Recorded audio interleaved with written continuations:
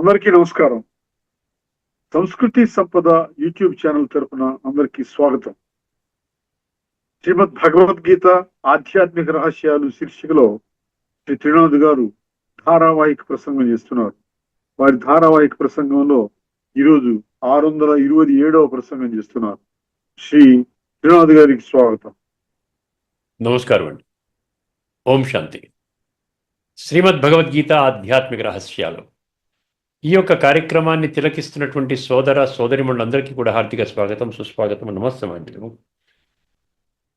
మన గత ఎపిసోడ్లో గీతా శ్లోకాన్ని 18వ అధ్యాయంలోని 65వ శ్లోకాన్ని మనం తెలుసుకున్నాం, మన్మనాభవ. ఇప్పుడు ఈ ఎపిసోడ్లో మనం ఒక కఠోపనిషత్తులో తదుపరి మంత్రం, ఇప్పటి వరకు మనం కఠోపనిషత్తులో 1వ అధ్యాయంలోని 1వ వల్లి 2వ వల్లి పూర్తి చేసుకున్నాం, 3వ వల్లి ప్రారంభించుకున్నాం. అందులో 2 మంత్రాలు పూర్తి చేసుకున్నాం. ఇప్పుడు 1వ అధ్యాయం 3వ వల్లిలో 3వ మంత్రము 4వ మంత్రం 2 మంత్రాలు తీసుకుంటున్నామండి.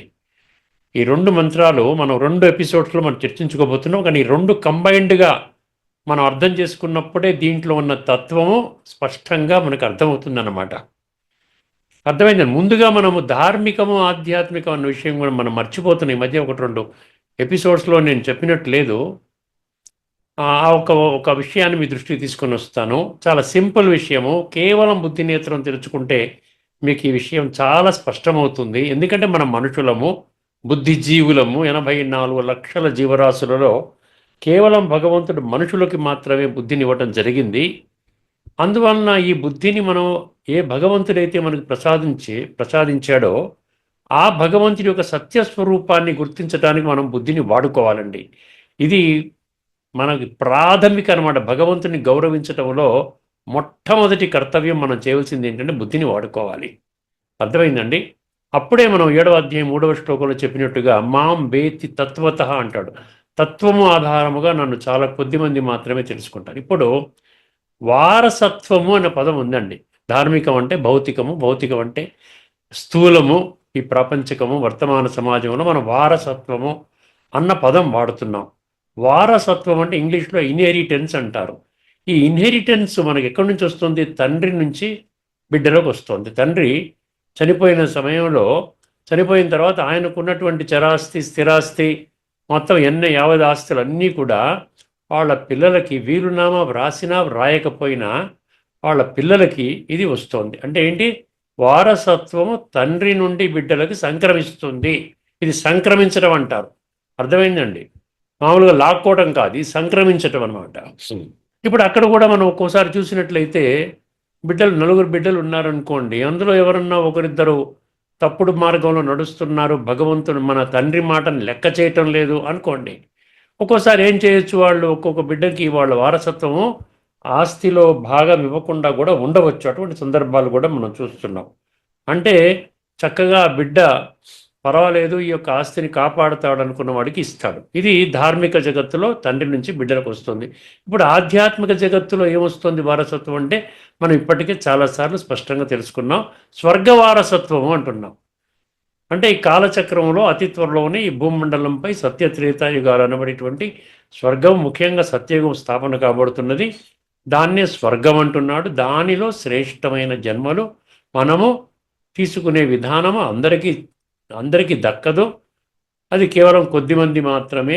అర్థమైంది. సత్యయుగంలో 3 కోట్ల మంది, తర్వాత ఒక 30 కోట్ల మంది త్రేతాయుగంలో. ఈ 33 కోట్ల మంది దీన్ని స్వర్గంలోకి వస్తారు. అంటే ఇది వారసత్వము అంటున్నాడు. సో ఈ వారసత్వము మనకి ఏ విధంగా వస్తుంది ఇప్పుడు మనం అర్థం చేసుకోవాలి. ప్రపంచంలో భక్తి మార్గంలో భగవంతుడి కొరకు అనేక రకరకాల కార్యక్రమాలు చేస్తున్నాం. అర్థమైందండి. పూజలు, పునస్కారాలు, యజ్ఞాలు, యాగాలు, జపాలు, తపాలు, నోములు, వ్రతాలు, తీర్థయాత్రలు, దాన పుణ్యాలు. అర్థమైందండి. అదేవిధంగా ధార్మిక గ్రంథాల పఠన, పారాయణ, శ్రవణ, ప్రచార, ప్రసారము, అనేక విశిష్టమైనటువంటి ప్రవక్తల ద్వారా, ప్రవచనకర్తల ద్వారా ఈ ప్రవచనాలు వినటం, ఇవన్నీ చేస్తున్నాం. సత్సంగం అన్న పేరు కూడా మధ్యలో వస్తోంది. కానీ ఒక్క విషయం గుర్తుపెట్టుకోండి, ఇవన్నీ కూడా మనకేమవుతుందంటే ఇదంతా భక్తి మార్గంలో జరుగుతున్నటువంటి వ్యవహారం. అర్థమైందండి. ఈ భక్తి మార్గం నుండి ఏదైతే నేను దేహము దేహాభిమానములో మనం చేస్తున్నామో దీని నుండి ఆధ్యాత్మిక జగత్తులో ఏదైతే భగవంతుడు వారసత్వాన్ని ఇవ్వడానికి ఉన్నాడో రెడీగా, ఆ వారసత్వం మనం పొందలేం. ఏదైనా కానివ్వండి, మీరు సత్సంగాలు వినండి, కొన్ని వేల సంఖ్యలో వినండి, వేల పుస్తకాలు చదువుకోండి, లేకుండా ఉంటే వివిధ రకరకాల కార్యక్రమాలు చేయండి, ఆధ్యాత్మిక జగత్తులో వారసత్వానికి అర్హత ఇది కాదు. అందుకని ఏమంటాడు, భక్తి పూర్తయితే జ్ఞానం అంటారు. సరే, భక్తికి ఫలము జ్ఞానం అంటారు. చూసారా, ఈ భక్తి ఇదంతా భక్తి మార్గం. సత్సంగాలు వినడం అన్నీ కూడా ప్రపంచంలో ఏ ఒక్క సత్సంగం కూడా లేదండి భగవంతుడి నుంచి డైరెక్ట్గా వారసత్వాన్ని ఇప్పించేటువంటి సత్సంగం ఏ ఒక్కటి కూడా లేదు. అర్థమైందండి? ఇది తిరుగులేని సత్యము, తిరస్కరించలేని సత్యం. ఎందుకంటే మిగతా అన్నీ కూడా దైహికంగానే జరుగుతున్నాయి. నేను దేహం అన్నటువంటి భావనలోనే మనం ఈ సత్సంగాలు కానివ్వండి, పూజలు పునస్కారాలు యజ్ఞాల యాగాలు జరుగుతున్నాయి. అందువల్ల ముఖ్యంగా మీరు గమనించవలసింది ఏంటంటే, ఆధ్యాత్మిక కోణములోకి మీరు మారాలి అంటే మీ భక్తి పూర్తి అవ్వాలి. భక్తి పూర్తయిన వాళ్ళకు అనిపిస్తుంది అన్నమాట, ఇది భక్తి పూర్తయింది, ఇప్పుడు నాకు దీని ఫలము జ్ఞానము అన్నటువంటి వాళ్ళకు ఒక భావన కలుగుతుంది. దాని ప్రకారంగా వాళ్ళు ఆ మూడవ నేత్రాన్ని తెరుచుకోవడానికి ఇష్టపడతారో, పరమాత్మ యొక్క ప్రాప్తి పొందడానికి తగిన కృషి చేస్తారో, స్వయాన్ని ఆత్మగా భావిస్తారో, ఆ విధంగా వాళ్ళకి ఈ విధంగా స్వర్గ వారసత్వం లభిస్తుంది. ఎందుకంటే భగవంతుడి యొక్క మహావాక్యాలు వర్తమాన సమయంలో ఏ జ్ఞానం అయితే చెప్తున్నారో, ఈ జ్ఞానము ఈశ్వరీయ జ్ఞానం అంటారు దాన్ని, ఈశ్వరీయ జ్ఞానము, రాజయోగము, ఈ ప్రక్రియల ద్వారా కొన్ని లక్షల మంది ఇప్పటికే ప్రభావితం అయ్యారు. గుర్తుపెట్టుకోండి, కొన్ని లక్షల మంది, 150 దేశాలలో ఉన్నటువంటి వాళ్ళు ప్రభావితం అయ్యారు. అందువల్ల ఈ విధానం ఏంటంటే స్వయాన్ని ఆత్మగా భావించుకుని, ఇది గీత బోధించినటువంటి, సర్వశాస్త్రాలు బోధించినటువంటి ప్రాథమిక ఆధ్యాత్మిక మూల సిద్ధాంతం. అర్థమైందండి? ఈ విధంగా చేసినప్పుడే మీకు స్వర్గ వారసత్వం, ఆ సత్యమైన వారసత్వం, తండ్రి నుంచి వారసత్వం. అందుకని చూసారా, మనం ఎక్కువగా తండ్రికి ఎక్కువ ప్రాముఖ్యత ఉంటుంది, ధార్మికం కానీ ఆధ్యాత్మికం కానీ. అక్కడ ఎందుకంటే వారసత్వము తండ్రి నుండి వస్తుంది. ఇవంతా కూడా సంపాదన చేస్తాడు, ఆస్తిపాస్తులన్నీ కూడా కడతాడు, బిల్డింగ్లు కడతాడు, పెద్ద పెద్ద ఫ్యాక్టరీలు నిర్మిస్తాడు, ఎన్నో ప్లాట్స్ కొంటాడు, ఫ్లాట్స్ కొంటాడు, ఇవన్నీ చేస్తాడు. ఇది ముఖ్యంగా జనరల్గా తండ్రి పేరు మీద ఉంటుంది. కాబట్టి తండ్రి నుంచి వారసత్వం వస్తుంది. కాబట్టి తండ్రిని మనం గుర్తించాలి. ఇప్పుడు భగవంతుడిని తండ్రిగా మనం గుర్తించాలి. 9వ అధ్యాయం 17వ శ్లోకంలో పితా అహమస్య జగత, పిత అన్నాడు సార్, తర్వాత మాత కూడా వచ్చింది. అదేవిధంగా ఈ యొక్క గూఢార్థాన్ని, యొక్క నిగూఢ సత్యాన్ని ఒక అర్జునుడు గమనించాడు. అర్జునుడు అంటే ఆ లక్షణాలు ఉన్నటువంటి ఈ విధంగా ఉన్నటువంటి కొన్ని లక్షల మంది ఇప్పటికీ అర్జునుడి యొక్క హోదాలోకి వచ్చి వాళ్ళు గమనించారు. అది పితాసి లోకస్య చరాచరస్య, చరాచర జగత్తుకి నీ ఒక్కడివే తండ్రివి అని గుర్తించారు. సో ఇటువంటి ఈ భక్తి పూర్తయితే జ్ఞానము. అంతేగాని నేను పలానా సత్సంగం వింటున్నాను, పలానా గురువుగారి దగ్గర వెళుతున్నాను, లేదా పలానా ధర్మ గ్రంథాన్ని చదువుతున్నాను, లేకపోతే పలానా పూజా కార్యక్రమంలో పాల్గొన్నాను, వ్రతం చేశాను, అర్చన చేశాను, అభిషేకం చేశాను, తీర్థయాత్రలు చేశాను, దీని నుండి నాకు హైయెస్ట్ స్వర్గప్రాప్తి వస్తోంది అని భావించడం కరెక్ట్ కాదు. ఇక్కడ ఈ విషయం నేను స్పష్టం చేయదలుచుకున్నాను.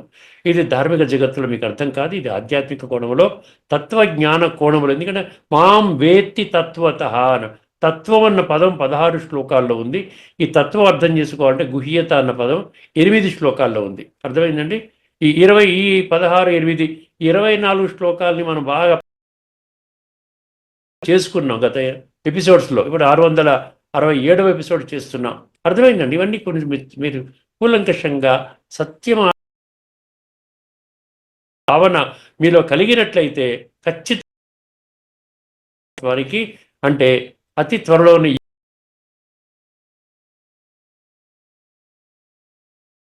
తీసుకుంటారు. ఇక్కడితో మనం ఫుల్ స్టాప్ పెడదామండి. ఇప్పుడు కఠోపనిషత్తులో 1, 3, 3, 1, 3, 3, 1, 3, 4 ఈ 2 మంత్రాలు కలిపి మనం అర్థం చేసుకుందాం. ముందు మహావాక్యాలు ఏంటంటే ఇది, ఈ మంత్రాలు అత్యంత ప్రాముఖ్యమైనవి. చూసారా, ఉపోద్ఘాతంలోనే చాలా మంచి అద్భుతమైనటువంటి జ్ఞానాన్ని మనకు ప్రసాదిస్తోందండి. అత్యంత ప్రాముఖ్యమైనది. మానవ జీవితాన్ని, అర్థమైందండి? మానవ జీవితాన్ని, మానవ అంటే మనమేనండి, మనం ఎక్స్క్లూడ్ చేసుకోకూడదు.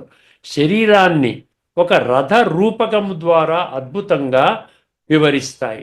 మానవ జీవితాన్ని ఒక రథ రూపకం అంట. ఒక రూపకం అంటే చిన్న ఒక ప్లే లాగా అనమాట. చక్కగా మంచి ఉదాహరణ ఇచ్చి మనకు అర్థం చేయిస్తున్నారనమాట. రథరూపకం ద్వారా అద్భుతంగా ఈ మంత్రాలు ఏం చేస్తాయండి, వివరిస్తాయి, వర్ణిస్తాయి అనుకోండి. యమధర్మరాజు నచికేతునికి మానవ జీవిత ప్రయాణాన్ని, యమధర్మరాజు నచికేతుడు, ఇదే కదండి కఠోపనిషత్తు ప్రారంభించుకున్నప్పటి నుంచి వాజశ్రవసుడు, నచికేతుడు, యమధర్మరాజు. వాజశ్రవసుడు ఆయన భక్తి కోణంలో ఉన్నాడు, ఈయన నచికేతుడేమో జ్ఞానమే కావాలన్నాడు. చివరికి ఈ విధంగా నాకు సత్యము కావాలి, భగవంతుడు కావాలి, ఈ విధంగా అక్కడ ఆ ప్రయాణం మనము ఈ కఠోపనిషత్తు ప్రయాణంలో మనం ఇవన్నీ తెలుసుకున్నాం. అందుకని ఇక్కడ ఏం చెప్తున్నాడు యమధర్మరాజు నచికేతుడికి, మానవ జీవిత ప్రయాణాన్ని ఒక రథరూపకం అన్నాడు. దాని ఇంగ్లీష్లో ఏమి ఇచ్చాడంటే చారియట్ ఎనాలజీ అన్నాడు. చారియట్ ఎనాలజీ ద్వారా వివరించాడు. ఇది అన్నమాట. ఇప్పుడు మంత్రం తెలుసుకుందామండి. జాగ్రత్తగా వినండి, శ్రద్ధగా వినండి. ఎందుకంటే భగవంతుడి జ్ఞానం శ్రద్ధ లేకపోతే మనకి ఏమీ లాభం లేదండి. ఏదో కేవలం ఈ చెవితో విని, నీ చెవితో బాగుంది, బాగా చెప్పారు అనుకుంటే దానివల్ల ఏమీ ప్రయోజనం లేదు. అర్థమైందండి? ఒకసారి జాగ్రత్తగా 13 అదే 1, 3, 3, 1, 3, 4 రెండు కలిపి చెప్తాను.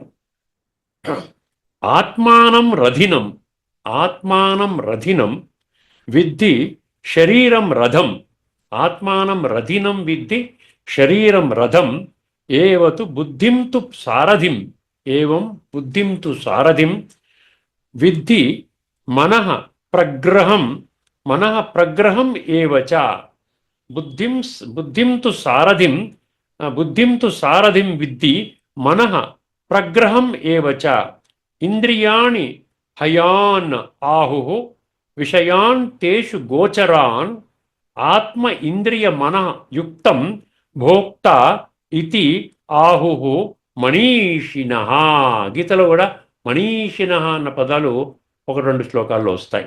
మనీషిణః అంటే ఏంటంటే సత్యాన్వేషణ చేయడానికి ఇష్టపడుతున్నటువంటి మనిషి. అర్థమైందండి?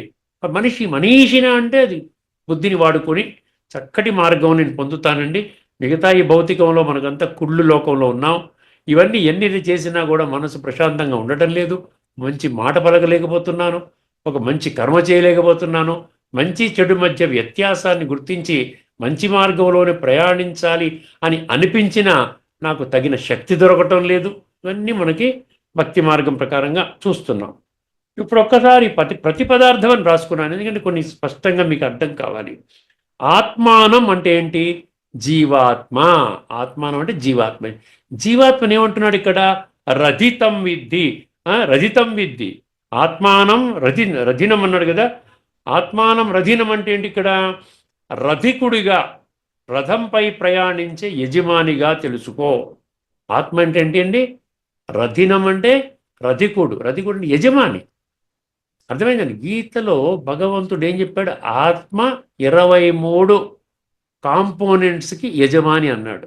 పంచతత్వాలతో కూడుకున్నటువంటి ఈ శరీరము, తర్వాత జ్ఞానేంద్రియాలు 5, కర్మేంద్రియాలు 5, ఇంద్రియ విషయాలు 5, మనసు బుద్ధి సంస్కారాలు 3. వీటికి అధినేత ఈ ఆత్మ. అంటే ఏం ఇప్పుడు ఈ శరీరాన్ని ఉన్న రథం అన్నాడు. ఈ రథంలో రథకుడు ఇప్పుడు మీకు పెద్ద వాహనం ఉంది, కోటీశ్వరులు ఉన్నారు, ఏమండి?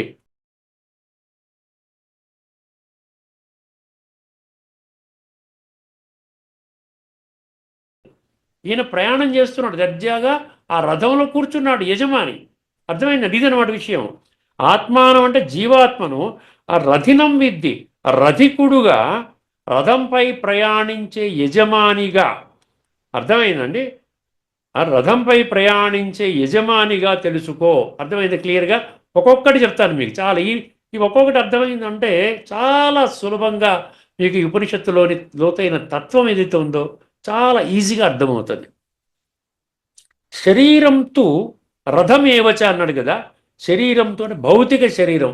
ఈ భౌతిక శరీరం ఏంటి? రథం. భౌతికం కనబడుతుంది, 4 చక్రాలు ఉంటాయి, గుర్రాలు ఉంటాయి, రథం ఉంటుంది.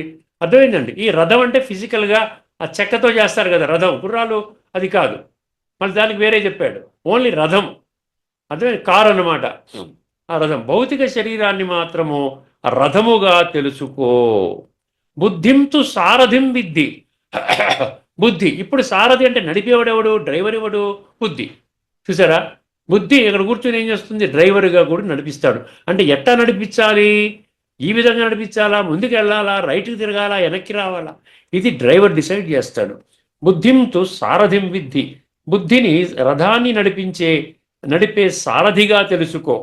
మనః ప్రగ్రహం ఏవచ, మనః అంటే మనస్సు, మనస్సు అంటే మైండ్, ఆలోచనలు చేస్తుంటాయి పరిపరి విధాలుగా.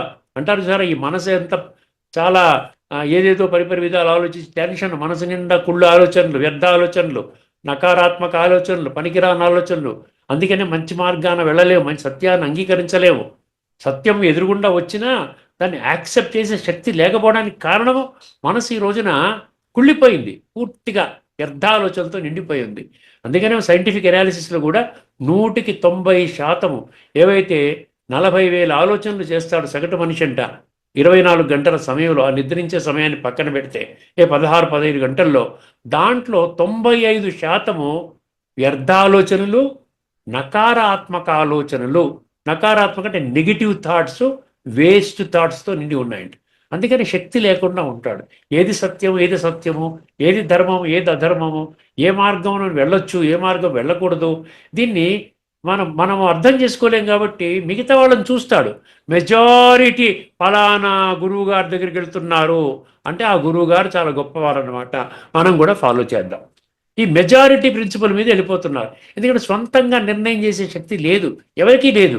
కలియుగ మీకు ఎండింగ్లో రకరకాల సమస్యలతో బాధపడుతూ ఎండింగ్లో మనసుని, బుద్ధిని ప్రక్షాళన చేసుకునేటువంటి విధానంలో మనుషులు లేరు ఇక్కడ. అందుకనే బుద్ధి ఏమంటుంటే, బుద్ధిని సారథిం విద్ధి, రథాన్ని నడిపే సారథిగా తెలుసుకో. మనః ప్రగ్రహం ఏవచ అంటే మనస్సును ఏమన్నాడు, గుర్రాలను నియంత్రించే పగ్గాలు అన్నాడు. పగ్గాలంటే తాళ్ళు కడతారు కదండి, ఆ గుర్రం మెడ కట్టేస్తారు, ఆ 5 తాళ్ళు పట్టి కట్టి ఒక ముడి కట్టి ఇస్తారు కదా, సారథికి ఇస్తారు కదా, ఆ తాళ్ళు అనమాట పగ్గాలు. దాన్ని మనసు అంటున్నాడు. చాలా జాగ్రత్తగా గమనించండి, అక్యురేట్గా అర్థం చేసుకోవాలండి ప్రతిదాన్ని, అప్పుడే మీకు తత్వం అర్థమవుతుంది. ప్రగ్రహం ఏవచ అంటే గుర్రాలను నియంత్రించే పగ్గములుగా తెలుసుకో. ఇంద్రియాణి ఏమన్నాడు, హయానహు అన్నాడు. హయాన్ ఆహు, ఇంద్రియాలంటే ఏమిటి, జ్ఞానేంద్రియాలు. త్వక్ చక్షు శ్రోత్ర జిహ్వ గ్రాణ, అర్థమైందండి. దీన్ని ఏమిచ్చాడు, కన్ను, ముక్కు, చెవి, నాలుక, చర్మము అనే పంచేంద్రియాలు. ఏమిటంట అంటే ఏమన్నాడు, రథాన్ని లాగే గుర్రాలు, 5 గుర్రాలు అనమాట. ఆ రథానికి 5 గుర్రాలు ఉన్నాయి, 5 ఇంద్రియాలు. అర్థమైందండి. తర్వాత ఏమన్నాడు, విషయాన్ అన్నాడు. విషయాన్ అంటే ఏమిటి, ఇంద్రియ విషయాలు. ఇంద్రియ విషయాలు అంటే మనం ఇప్పటికే చర్చించుకున్నాం, శబ్ద స్పర్శ రూప రస గంధ. శబ్ద స్పర్శ రూప రస గంధ, ఈ పంచ ఇంద్రియ విషయాలు ఏంటంట, అవి ఆ గుర్రాలు పరిగెత్తే మార్గాలంట, రోడ్డు. అర్థమైందండి, రోడ్లు అన్నాడు. తేషు గోచరాన్ అన్నాడు, ఆ గుర్రాలు పరిగెత్తే మార్గాలు అని అంటారు. అర్థమైంది కదండి. ఇప్పుడు సారథి పట్టుకుని కూర్చుంటాడు, ఎటు వెళ్ళాలి అనేది బుద్ధి బాగా వాడుకున్నాడు అనుకోండి, కరెక్ట్గా తీసుకెళ్తాడు, లేకపోతే గోతిలో పడేస్తాడు. అర్థమైందండి, ఆ విషయ వికారాలు గోతిలో పడేస్తాడు. తేషు గోచరాన్. ఆత్మ ఇంద్రియ మనః యుక్తం, ఆత్మ ఇంద్రియ మనః యుక్తం, ఆత్మ ఇంద్రియ మనస్సుతో కూడినటువంటి, యుక్తం అంటే ఆ విధంగా. సో మనస్సు ఇంద్రియాలతో కూడినటువంటి ఆత్మ ఇండిపెండెంట్గా ప్యూర్ అండి. ఆత్మ ఇండిపెండెంట్గా చాలా పవిత్రమైన ఆత్మ. భగవంతుల్లో ఉన్న గుణాలన్నీ ఆత్మలో ఉంటాయి. భగవంతుడు సర్వశక్తివంతుడు, ఆత్మ మాస్టర్ సర్వశక్తి.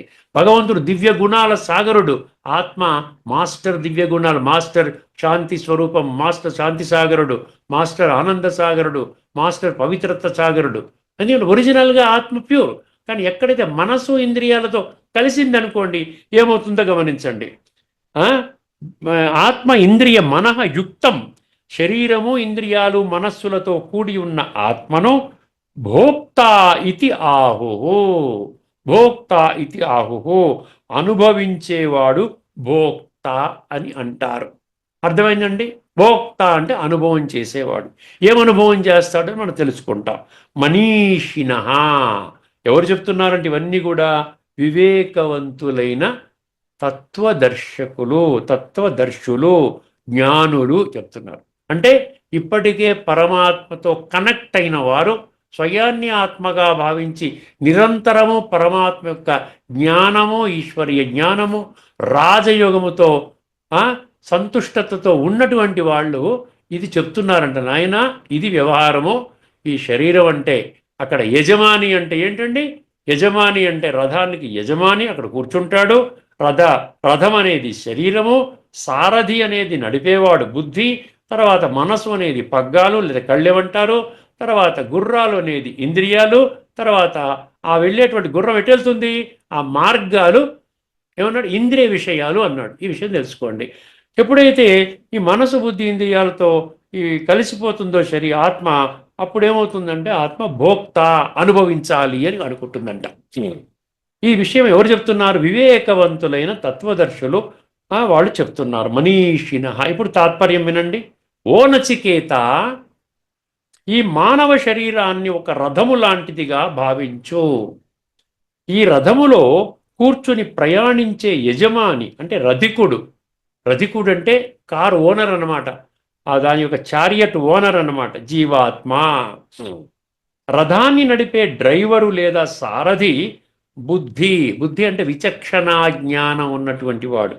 ఆ లక్షణం బుద్ధి కంటే ఏంటి? విచక్షణా జ్ఞానం, పరిశీలనా శక్తి, నిర్ణయ శక్తి. అర్థమైందండి? Power of discrimination, power of judgement అంటారు. ఆ సారథి చేతిలో ఉండే గుర్రాలను అదుపు చేసే పగ్గాలే మనస్సు. చూసారా? ఆ సారథి చేతిలో ఉండే గుర్రాలను అదుపు చేసే పగ్గాలే మనస్సు. ఇంద్రియాలు ఆ రథాన్ని లాగే గుర్రాలు. ఇంద్రియాలు ఏంటండి? ఆ రథాన్ని లాగే గుర్రాలు. శబ్దస్పర్శ రూపరస గంధాలు అనేటువంటి ఇంద్రియ విషయాలు ఆ గుర్రాలు పరిగెత్తే మార్గాలు. ఎంత చాలా చాలా సులభంగా ఉంది కదా. ఇందులో ఎక్కడైనా కన్ఫ్యూజన్ ఉందా? ఇది కాదండి, ఈ అర్థం రావటం లేదండి, ఇంకెక్కడో ఇంకో అర్థం వస్తోంది, మీరు తప్పు చెప్తున్నారు అనడానికి అవకాశం ఉందంటారా? ఎక్కడా కూడా నేను అవకాశం ఇవ్వలేదని, ఉన్నది ఉన్నట్టుగానే చెప్పాను. ఇప్పటిదాకా 627 ఎపిసోడ్స్లో కూడా. దయచేసి విషయాన్ని గమనించండి, బుద్ధి నేత్రాన్ని తెరుచుకోండి. ఏమంటున్నాడు? ఆ రథాన్ని లాగే గుర్రాలు శబ్ద స్పర్శ రూపరస గంధాలనే ఇంద్రియ విషయాలు ఆ గుర్రాలు పరిగెత్తే మార్గాలు అంటే రోడ్లు అన్నాడు. తెలుగులో రోడ్స్ అన్నమాట అని అంటారు. అంటే బాహ్య ప్రపంచములోని ఇంద్రియ విషయాలను చూసారా? బాహ్య ప్రపంచములోని ఇంద్రియ విషయాలన్నీ బాహ్య ప్రపంచం. చూస్తాం, ఏదో సీన్ చూస్తాం, సినిమా పోస్ట్ చూస్తాం, టీవీలో సీరియల్ చూస్తాం, క్రికెట్ మ్యాచ్ చూస్తాం, అక్కడ చూస్తాం డ్రామా, ఆ రోడ్డు మీద ఏదో యాక్సిడెంట్ జరిగింది చూస్తాం, అవన్నీ. సో బాహ్య ప్రపంచం అనమాట. ఇంద్రియ విషయాలన్నీ బాహ్యము. గుర్రాలు అంటే బాహ్య ప్రపంచంలోని ఇంద్రియ విషయాలను ఆ గుర్రాలు పరిగెత్తే దారులుగా వివేకవంతులైన తత్వదర్శులు జ్ఞానులు వర్ణించేరు. వివేకవంతులైన తత్వదర్శులైనటువంటి జ్ఞానులు ఆ విధంగా వర్ణించారు. కొంచెం ముందుకెళదామండి. శరీరము, మనస్సు మరియు ఇంద్రియాలు అనుకున్నాం కదా. యుక్త అన్నాడు, యుక్తం అన్నాడు కదా. శరీరం, మనసు మరి ఇంద్రియాలు కలిసి ఉన్న స్థితిని మాత్రమే మేధావులు ఏమంటున్నారండి?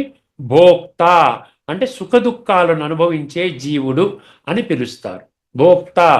ఇక్కడ మనం మంత్రంలో ఏం చదువుకున్నాము? ఏమన్నాడు ఇక్కడ? మనం ఇక్కడ రాసుకో, ఆత్మ ఇంద్రియ మనః యుక్తం అన్నాడు. చూసారా? ఆ విధంగా ఎప్పుడైతే ఇంద్రియాలు మనసు ఆత్మని ఆ విధంగా బంధించేసేసి ఇంద్రియ సుఖాలను అనుభవించే మార్గంలో తీసుకుని వెళుతుంది. అందుకని ఏమన్నాడు అక్కడ? ఆత్మ ఏమైపోయింది? మేధావులు అంటే మనీషిన అంటే తెలివి ఉన్నటువంటి వాళ్ళు, వివేకవంతులు, మేధావులు, బుద్ధి నేతలు తెరుచుకున్నటువంటి వాళ్ళు ఏమంటున్నారు? అటువంటి వాళ్ళని భోక్త అంటారు. సుఖ దుఃఖాలని అనుభవిస్తారు. ఇంకక్కడి నుంచి భోక్త అని పిలుస్తారు. ఒక్కసారి రథరూపకాన్ని కొంచెం వివరణాత్మక వెళదామండి కాసేపు. జీవిత ప్రయాణాన్ని సఫలము చేసుకోవడానికి ఉపనిషత్తు ఇచ్చిన పోలికల పట్టిక. ఉపనిషత్తు ఇచ్చిన పోలికల పట్టిక ఏది? జీవిత ప్రయాణాన్ని సఫలము చేసుకోవడానికి ఉపనిషత్తు ఇచ్చిన పోలికల పట్టిక ఏమిటి? రధికుడు, యజమాని, ఆత్మ. గమ్యాన్ని చేరవలసిన అసలైన ప్రయాణికుడు. అది అర్థమైందండి. యజమాని కదా. ఎక్కడికి వెళ్ళాలనుకుంటాం? ఇప్పుడు ఇక్కడ కూర్చుంటాం, మెట్రో ఎక్కుతాము, అక్కడ ఎల్బీ నగర్లో దిగాలనుకుంటాం, అంతే కదా. మన డెస్టినేషన్ ఏమిటి? ఎల్బీ నగర్. అలాగే ఇక్కడ ఆత్మ కూర్చున్నటువంటి ఆత్మ ప్రయాణం ఏంటి? ఏం చేయాలి? పరమాత్మని గుర్తించి సంస్కార పరివర్తన చేసుకుని రాబోయేటువంటి సత్యత్రేతాయుగాల్లో శ్రేష్టమైన జన్మలు తీసుకోవడం ఇది గమ్యం కావాలి. అర్థమైందండి. అందుకని ఇక్కడ ఏం చెప్తున్నాడు, గమ్యాన్ని చేరవలసిన అసలైన ప్రయాణికుడు ఏంటి, రధికుడు అంటే యజమాని ఆత్మ. రథము అంటే శరీరము, ప్రయాణానికి ఉపయోగపడే ఒక సాధనము లేక వాహనము. అదే కార్ అనండి, మీరు ట్రైన్ అనండి, ప్లేన్ అనండి, అదొక వాహనము. అర్థమైందండి. ఇక్కడ ఏమి చెప్పాడు, ఇక్కడ చారియట్ అన్నాడు, రథము అన్నాడు కాబట్టి రథం అని అనుకోండి. ప్రయాణానికి ఉపయోగపడే ఒక సాధనము లేక వాహనము. సారథి అంటే డ్రైవర్ అన్నాడు, చాలా సింపుల్గా. సారథి అంటే డ్రైవరు. బుద్ధి, డ్రైవర్ ఎవరండి, బుద్ధి. అంటే దిశానిర్దేశము చేస్తూ నిర్ణయాలు తీసుకునే శక్తి ఎవరికి ఇచ్చాడు, డ్రైవర్కి ఇచ్చాడు. డ్రైవర్ చాలా శక్తిశాలిగా, పవర్ఫుల్గా, అనుభవజ్ఞుడిగా ఉన్నాడు అనుకోండి, మనకి నిశ్చింతగా మనం పేపర్ చదువుకుంటాం, ఫోన్ మాట్లాడుకుంటాం, చేస్తాం. అదే కొంచెం తడబడుతూ నడిపించేవాడు అనుకోండి కార్ని, మనం అటెన్షన్ పే చేసి డ్రైవర్కి చెప్తుంటాం, ఇప్పుడు బ్రేక్ అయ్యిరా, ఇప్పుడు కొంచెం స్పీడ్ తగ్గించు, ఇవాళ చూస్తున్నాం ఏంటి ఎదురుకుండా కార్లు వస్తున్నాయి, తెలియటం అంత స్పీడ్గా ఎందుకు వెళ్తున్నాం, ఈ విధంగా మనం ఫాలోఅప్ చేసుకుంటూ కూర్చుంటాం. అదే ఆ డ్రైవర్ పర్ఫెక్ట్ ఉన్నాడు అనుకోండి, అసలేం పట్టించుకోం, అంతే. ఎయిర్పోర్ట్కి వెళ్ళాలి, బుక్ చేసుకున్నాం క్యాబ్, వెళ్ళిపోతాం. ఎందుకంటే వాడు ప్రొఫెషనల్ డ్రైవర్స్. అందుకని ఇక్కడ ఏం చెప్తున్నాడు, ఇక్కడ సారథి డ్రైవరు, బుద్ధి దిశానిర్దేశం చేస్తూ నిర్ణయాలు తీసుకునే శక్తి. తర్వాత పగ్గాలు, పగ్గాలంటే తాళ్ళు, అది మనసు అన్నాడు. ఇంద్రియాలను అదుపులో ఉంచే నియంత్రణ సాధనము. ఇంద్రియాలు గుర్రాలు కదా, ఇంద్రియాలను అంటే ఒక్కొక్క గుర్రానికి ఒక తాడు కడతాడు. ఈ 5 తాళ్ళు, ఈ తాళ్ళేమో మనసు, గుర్రాలేమో ఇంద్రియము. ఈ తాళ్ళు ఎవరి చేతిలో ఉంటాయి, డ్రైవరు. రథము శరీరము, ఆ రథంలో కూర్చున్న ఆయన రథము యజమాని అంటే ప్రయాణికుడు. ప్రయాణికుడు అంటే ఆత్మ. ఇదన్నమాట విషయము. ఇంద్రియాలను అదుపులో ఉంచే నియంత్రణ సాధనము. గుర్రాలు ఇంద్రియాలు. వివిధ విషయాల వైపు లాక్కెళ్ళే శక్తివంతమైన గుర్రాలంట. చూసారా, ఇంద్రియాలు గుర్రాలంటే ఏమన్నాడు బ్రాకెట్లో, వివిధ విషయాల వైపు అంటే ఇంద్రియ విషయాలు, శబ్ద స్పర్శ రూప రసగంధ. గుర్తుపెట్టుకోండి, ఇది వింటూ ఉంటే మీకు కూడా అలా వచ్చేస్తూ ఉంటుంది. నాకు కూడా అలాగా చదవగా నాకు వచ్చేసింది. అర్థమైందండి. ఈ విధంగా వివిధ ఇంద్రియ విషయాల వైపు లాక్కెళ్ళే శక్తివంతమైన గుర్రాలు. తర్వాత రథ మార్గము, రోడ్డు ఏంటంట, ఇంద్రియ విషయాలు, ఆబ్జెక్ట్స్. అర్థమైందండి. అక్కడ కళ్ళు కనబడుతున్నాయి, ఏదో మ్యూజిక్ వస్తుంది చెవులకి, అక్కడ రసగుల్లా కనబడుతుంది, తినాలి, నాలిక, ఒక స్త్రీ వెళుతోంది, ముట్టుకోవాలి, స్పర్శ. సో ఈ విధంగా శబ్ద స్పర్శ రూప రస గంధ. అర్థమైందండి. రూప రస గంధ. శబ్ద అంటే చెవికి కదా, స్పర్శ అంటే స్కిన్, శబ్ద స్పర్శ, రూప ఆకారం ఫిజికల్ కళ్ళకి, రస నాలికకి, గంధ ముక్కుకి వాసన. అర్థమైంది. ఇది ఆబ్జెక్ట్స్ అంటారు, దీన్ని ఆబ్జెక్ట్స్ అంటారు, ఇంద్రియ విషయాలు. సెన్సరీ ఆబ్జెక్ట్స్ అంటారు ఇంగ్లీష్లో. ప్రపంచములోని భోగభాగ్యాలు, ఆకర్షణలు, ఇవన్నీ అన్నమాట. బ్రాకెట్లు ఇచ్చాడు, మనం చూసే భోగభాగ్యాలు, ఆకర్షణలు. ఇప్పుడు ఆధ్యాత్మిక దృష్టికోణము, ఒక్క 4 వాక్యాలు ఉన్నాయి, చదివేసేసి ఎపిసోడ్ అక్కడికి మనం హోల్డ్ చేద్దామండి. తదుపరి ఎపిసోడ్లో మళ్ళీ చర్చించుకోవచ్చు సమయాన్ని దృష్టిలో పెట్టుకొని. ఆధ్యాత్మిక దృష్టికోణంలో లోతైన తత్వముని ఇచ్చాడు, ఒక 4 వాక్యాలు, అది చెప్తాను. ఈ 2 శ్లోకాల ద్వారా, అంటే ఈ 2 మంత్రాలు, ఇక్కడ శ్లోకాలని భగవద్గీతలో మిగతా శాస్త్రాల్లో వస్తాయి, కానీ వేదాల్లోను ఉపనిషత్తుల్లో మంత్రాలు అంటారు. ఈ 2 మంత్రాల ద్వారా కఠోపనిషత్తు మనకు ఒక ముఖ్యమైన జీవన సత్యాన్ని బోధిస్తోంది. ఏమిటండి అది? రథము సక్రమంగా గమ్యస్థానాన్ని చేరాలంటే సారథి అంటే బుద్ధి సమర్థుడై ఉండాలి. అంటే బుద్ధి నేత్రం తెరుచుకుని ఉండాలన్నమాట. అది పగ్గాలను, మనస్సును గట్టిగా పట్టుకోవాలి. గుర్రాలను అంటే ఇంద్రియాలను అదుపులో ఉంచాలి. ఒకవేళ బుద్ధి బలహీనమైతే మనస్సు ఇష్టం వచ్చినట్లు ప్రవర్తిస్తోంది. గుర్రాలు, ఇంద్రియాలు రథాన్ని పక్కదారి పట్టిస్తాయి. తద్వారా మనిషి సంసార బంధాలలో చిక్కుకుపోతాడు. చూసారా, ఈ యొక్క ఉపమానం ఇచ్చాడు మనకి, ఒక ఎగ్జాంపుల్ కింద ఇచ్చాడనమాట.